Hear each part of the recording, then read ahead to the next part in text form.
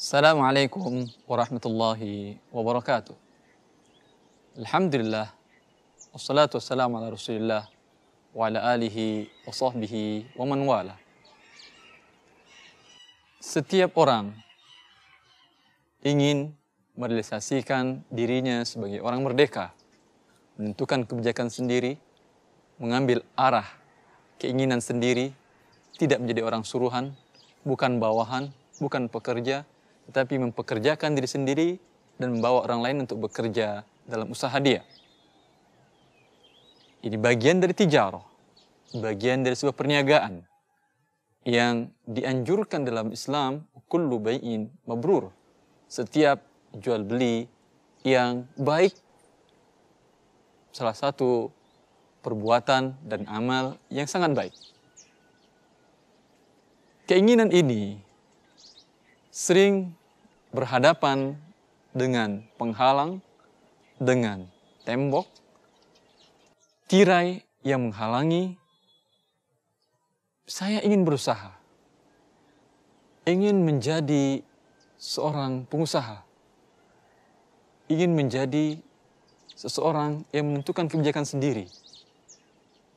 Saya tidak akan tunduk dengan ketentuan-ketentuan riba yang dibuat oleh atasan saya.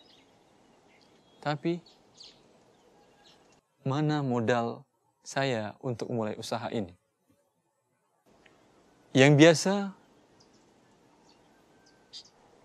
dalam pikiran seseorang bahwa modal dia dalam usaha hanya satu dan bentuk pinjaman permodalan di lembaga-lembaga keuangan yang umumnya masih berbau riba atau memang murni riba, masih dikelabui dengan riba atau memang itu adalah riba 100% dalam bentuk lembaga keuangan konvensional.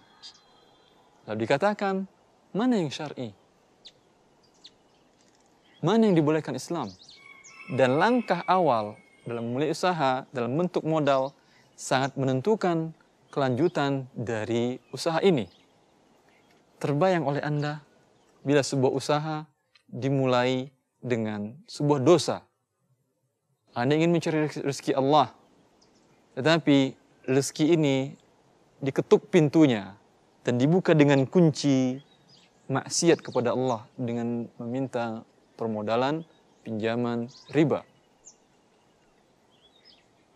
Sebegitu sempitkah hidup ini sehingga tidak ada sesuatu yang halal untuk Anda cari? Bacalah, perhatikan, hayati, renungi kisah-kisah orang-orang yang sukses dari masa ke masa. Apa yang dimiliki oleh mereka?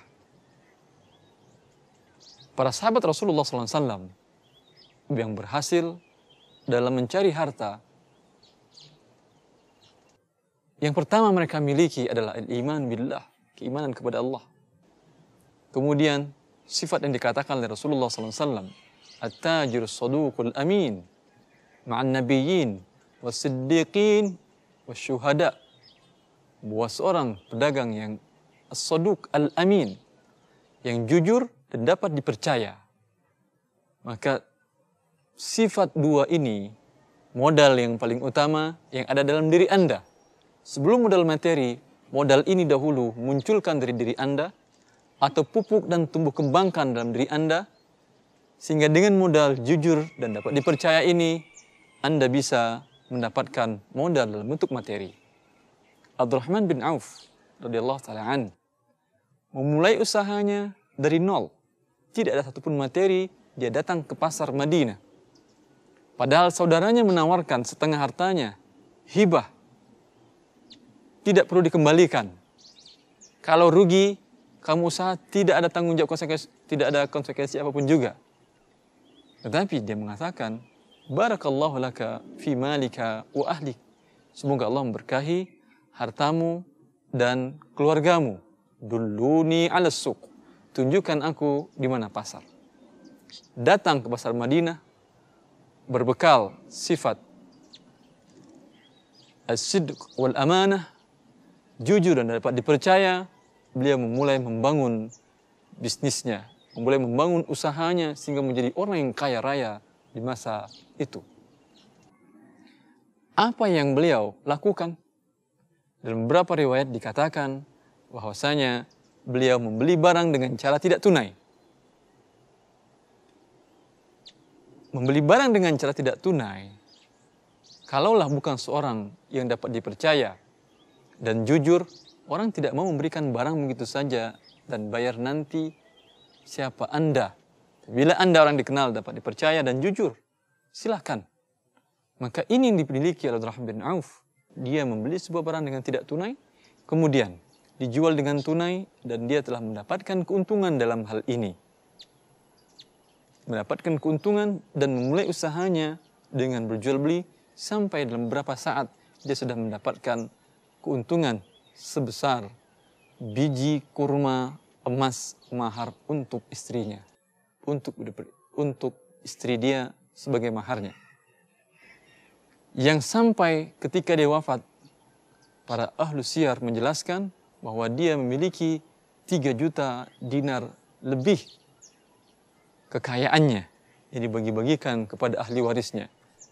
Setelah sebelumnya harta dia banyak dikeluarkan dan diberikan fi sabilillah. Ini modal yang pertama. Modal yang kedua yang tidak kalah pentingnya. Lihat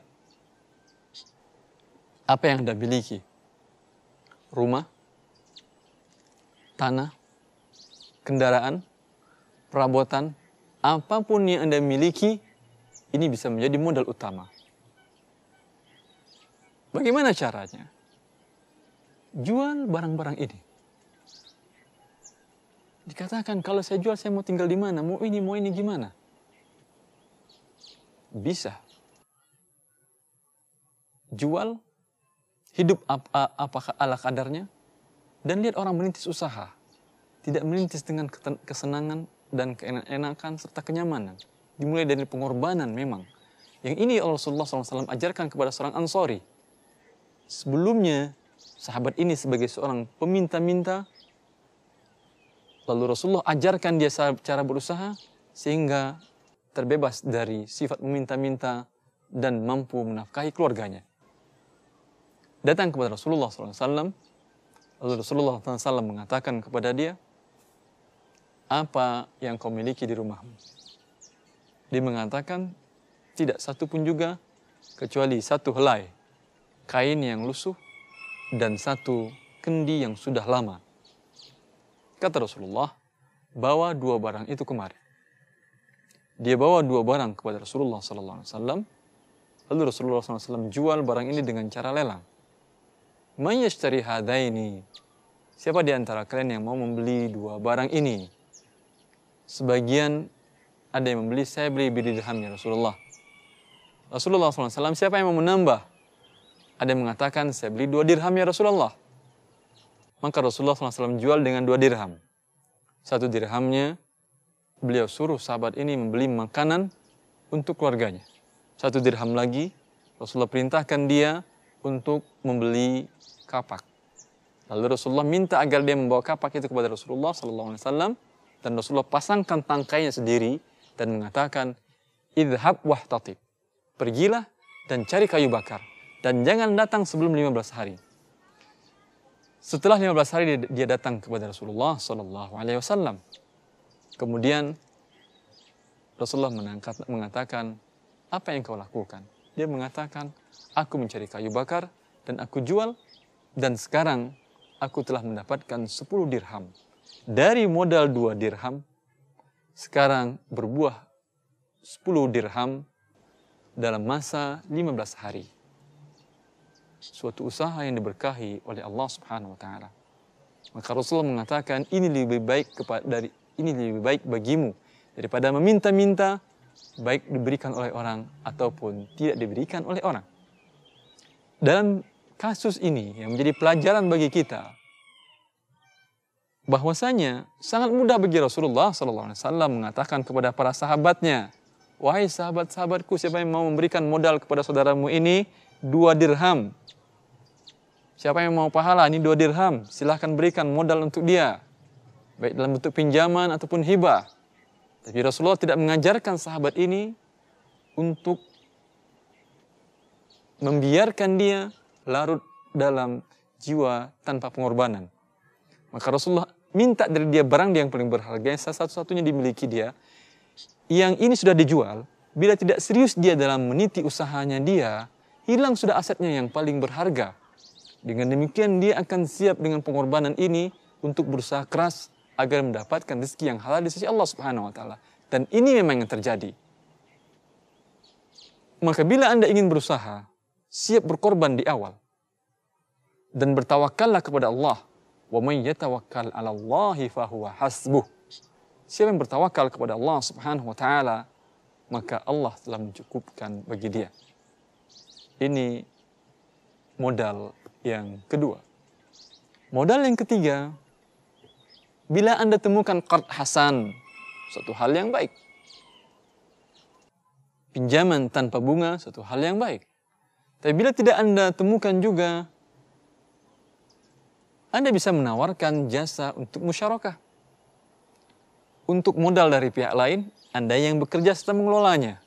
Ini juga dengan sifat as-sidq wal amanah yang ada pada diri Anda. Jujur dan dapat dipercaya. Bila Anda tidak jujur dan tidak dapat dipercaya, siapa yang mau memberikan modal? Ya, kemudian suatu saat Anda mengatakan, oh maaf saya rugi, sehingga uang Anda menjadi hilang. Oh maaf. Tapi bila Anda jujur dipercaya, apapun yang terjadi, maka si pemilik modal tadi dengan senang hati dapat mempercayai Anda dan siap. Ketika Anda rugi, dia siap menelan kerugian. Dan ketika Anda untung, dia berbahagia dan sama-sama mendapat kebaikan dalam mencari rezeki Allah Jalla fi'ula. Semoga ini bermanfaat bagi para pemula dalam mencari usaha. Assalamualaikum warahmatullahi wabarakatuh.